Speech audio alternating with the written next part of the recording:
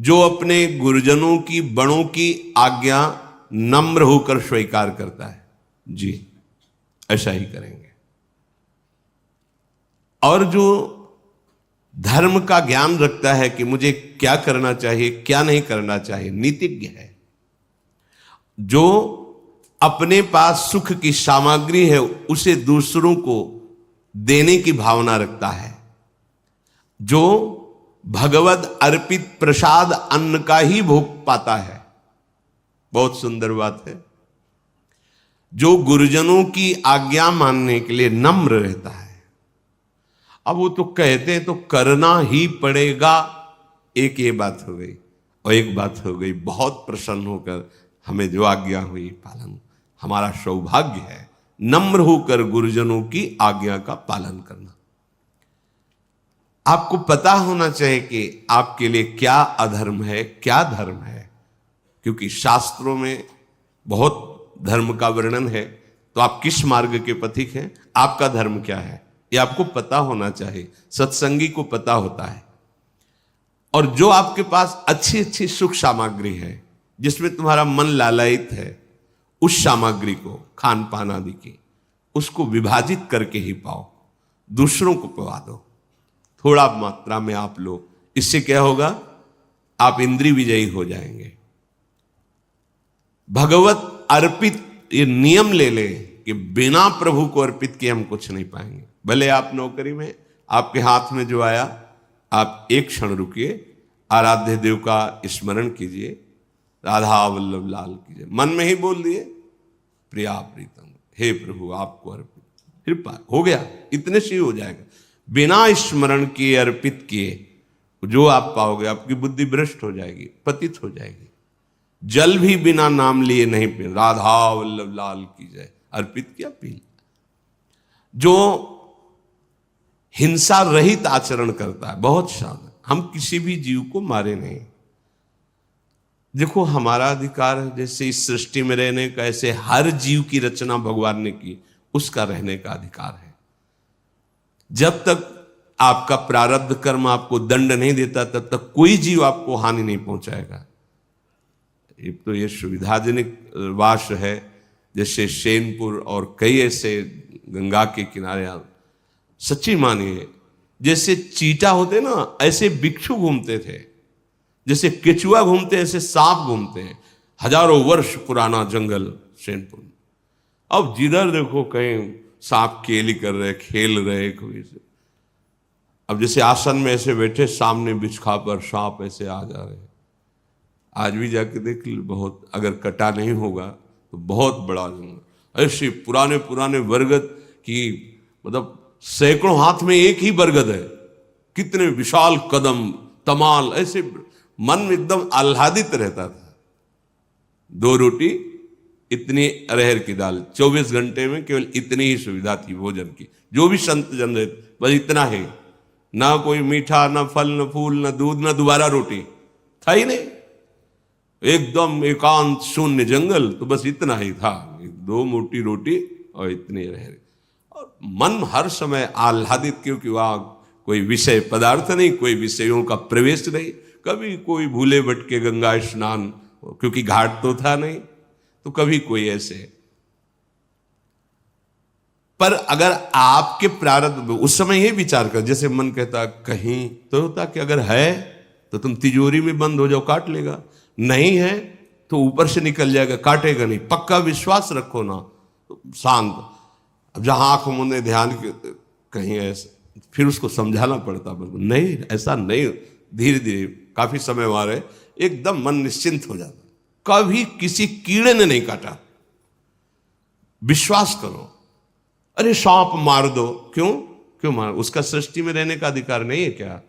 अरे नहीं, काल है, काल को तुम मार सकते हो क्या? नहीं, ऐसा नहीं, किसी भी जीव को नहीं, ऐसे मारना नहीं। अगर आप हिंसा रहित आचरण करते तो बहुत जल्दी आपका हृदय पवित्र हो जाएगा। कुछ लोग जानबूझ के हिंसा करते रहते हैं, ऐसा नहीं, बोले अपनी सुरक्षा के लिए तो करनी। तो सृष्टि में सबका अधिकार जीने का है, भगवान ने सबको बनाया है। हाँ, आपके घर में ऐसा कोई जीव निकल रहा है, आप उसको निकलवा दीजिए, या आप स्वयं मारना नहीं है। कोई भी जीव किसी को ऐसे नहीं काट सकता जब तक उसका प्रारब्ध नहीं, प्रारब्ध है तो बचा नहीं सकते, वो वहीं जाके काटेगा जहां नियत है, तुम चाहे जितनी व्यवस्था कर लो। अनर्थपूर्ण कार्य उपासक को कभी नहीं करने चाहिए। अनर्थपूर्ण, जिससे दूसरों को दुख पहुंचाए, जो धर्म रहित, ऐसे आचरण नहीं करें। विदुर जी महाराज कह रहे हैं जब हम बोले तो सत्य बोलने की चेष्टा, क्यों बेमतलब झूठ का पाप लेते हैं? मतलब बुद्धि काम नहीं कर रही, बेमतलब झूठ बोल। अगर किसी के प्राण बच रहे हैं, कोई बहुत बड़े लाभ की वृत्ति किसी को मिल रही है, चलो भाई, नहीं तो सत्य बोलो। क्यों आप झूठ बोल? बिल्कुल खेल खेल में ढेर सारा झूठ बोल देते हैं, क्यों बोलते हो? ये वाणी की मलिनता आपके हृदय को मलिन करती रहेगी। सत्य वचन बोलने चाहिए और स्वभाव कोमल बनाना चाहिए। ऐसा उपासक बहुत शीघ्र भगवत सिद्धि को प्राप्त कर लेता है।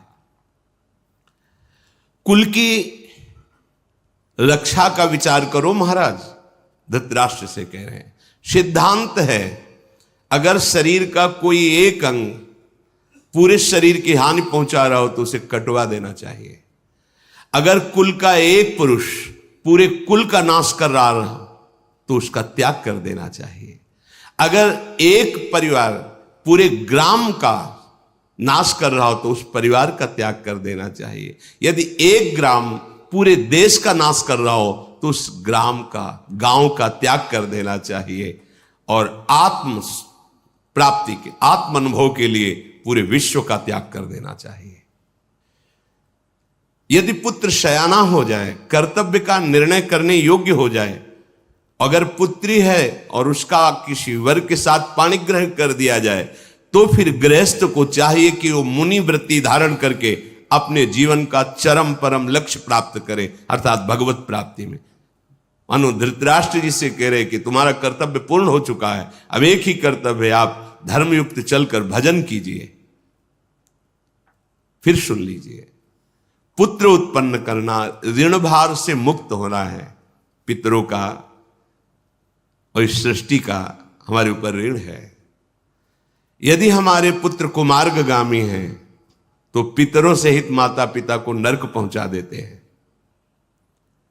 यदि पुत्र शयाना हो जाए, कर्तव्य का निर्णय करने लायक हो जाए, तो अपनी गृहस्थी का भार उसको सौंप दे, पुत्रियों का पाणिग्रहण संस्कार कर दे और स्वयं मौन व्रत धारण करके, ज्यादा उपदेशक नहीं, अपने आचरण सुधारे और भजन करके भगवत प्राप्ति करे। मुनिवृत्ति से रहे। मुनिवृत्ति मननशील महात्मा, हर समय भगवान के नाम रूप का चिंतन, आत्मस्वरूप का चिंतन, जो संपूर्ण प्राणियों के लिए हितकर हो, अपने लिए परम लाभदायक हो और ईश्वर अर्पण बुद्धि से किया जाए, वही कर्म सिद्धि प्रदान करता है। फिर सुन लीजिए, हितम यत् सर्वभूताना मात्मनश्च सुखावहम तत्कुर्यादीश्वरे हृतन मूलम सर्वार्थ सिद्धये। जो संपूर्ण प्राणियों के लिए हितकर हो, अपने लिए सुखद परम लाभ प्रदान करने वाला हो और भगवद अर्पण बुद्धि से किया गया हो, वो कर्म सिद्धि प्रदान करता है, अर्थात वो कर्म योग हो जाता है और उसे भगवत तत्व का बोध प्राप्त होने की क्षमता आ जाती है। जो अर्थ चाहता हो, धन, अर्थ सिद्धिम परामिच्छन धर्म मेवादिश्चरेत न ही धर्मा दपैत्यर्थ स्वर्ग लोकादि वामृतम। जो अर्थ की सिद्धि चाहता हो, धन चाहता हो, उसे पहले समझ लेना चाहिए कि धर्म का आचरण करने पर ही धन टिकता है। जैसे स्वर्ग में अमृत पान करने को मिलता है, ऐसे धर्मात्मा पुरुष को अर्थ की सुविधाएं अपने आप प्राप्त होने लगती है। कोई सोचता है कि धर्म से चलने वाले को कष्ट बहुत मिलता है, ऐसा नहीं है। क्या अधर्म से चलते हैं तो उनको सुख मिलता है क्या? देखो आप, कभी कभी अधर्म चलने वाला सुखी दिखाई देता है, लेकिन वो पुण्य का संयोग चल रहा है। कभी कभी धर्म में चलने वाला दुखी दिखाई देता है, लेकिन वो पाप का संयोग चल रहा है इस समय। पुण्य और पाप दोनों कर्मों का प्रभाव जीवन में दिखाई देता है। इसलिए जो अर्थ की सिद्धि चाहता हो उसे धर्म पर दृष्टि रखनी चाहिए। अगर धर्म नहीं तो अर्थ टिकेगा नहीं, वो नष्ट हो जाएगा। जिसकी बुद्धि पाप से हटकर कल्याण मार्ग में लग जाती है, वो संसार को भी जान जाता है और भगवान को भी जान जाता है। पाप कर्म करने वाला ना प्रभु को जानता है, ना अपने आप को जानता है, ना संसार को जानता है। भटकना। जो धर्म से चलता है, पाप से बुद्धि हटा लेता है, वो प्रभु को भी जान जाता है, अपने को भी जान जाता है और संसार के रहस्य को भी जान जाता है। मनो विदुर जी कह रहे, महाराज पाप कर्म से आप अपनी बुद्धि को हटाइए। राजन, ऊर्ध्वम प्राणा हृत्क्रामंती यूनः स्थविर आयति प्रत्युत्थानाभिवादाभ्यम पुनस्तान प्रतिपद्यते। जब कोई महापुरुष पधारे अपने से बड़ा तो प्राणों का उत्क्रमण होने, ऊपर उठने लगते हैं। यदि आप खड़े नहीं हुए तो आपकी प्राण शक्ति कमजोर हो जाएगी। अगर कोई आपसे ज्ञान वृद्ध वयोवृद्ध आ रहा है तो आप खड़े हो जाइए। इससे आपकी प्राण शक्ति बलवान होगी, आयु बढ़ेगी, बुद्धि पवित्र होगी। यदि आप उठे नहीं तो आपके प्राण कमजोर हो जाएंगे, प्राण शक्ति कमजोर हो जाएगी। देखो ना,